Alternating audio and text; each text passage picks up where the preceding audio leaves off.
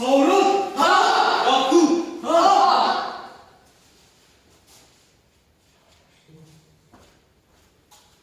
Sen de yaklaşabilirsin. Savrul. Alpaguçalı. Yakup. Gənclər, hər birinizi bugünkü imtahanda iştirak etməyinizi salamlayıram.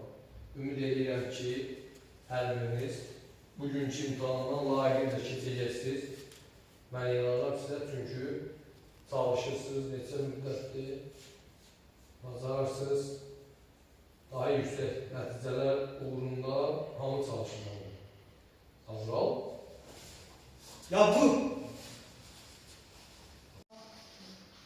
Suvari dur. Kadir. Vuruş al. Dizi qatlamalısın. Önə baxırsın. Dirsəklər sağa yaxın. Dəyiş.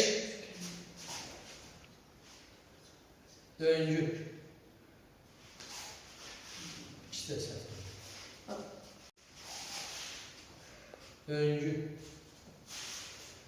Məhəmməd, səhvləri say. Bununkunu, sən də bununkunu say. Arasında iki tane sağ. Ürəyindəsin. Kadir, İddia edelim. səhv eləyəndə elə şey.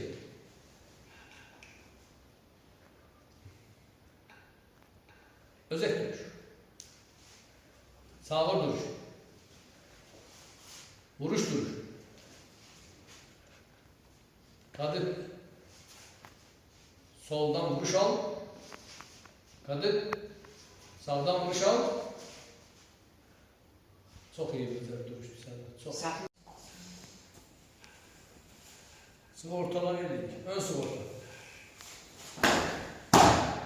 İşte bu sefer bizler kattırma oldu. Kalk, eğlendin mi kalk? Art sigorta.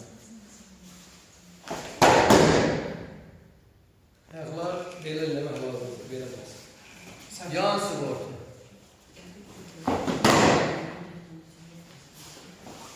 Ekstra. Yan sigorta.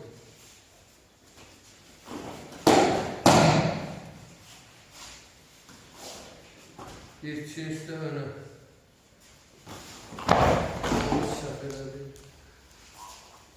Art sigorta. Art bir çiğiste öne. Soldan yıkıldım ama sola elini uzatma. Bir çiğiste öne, o bir tarafta.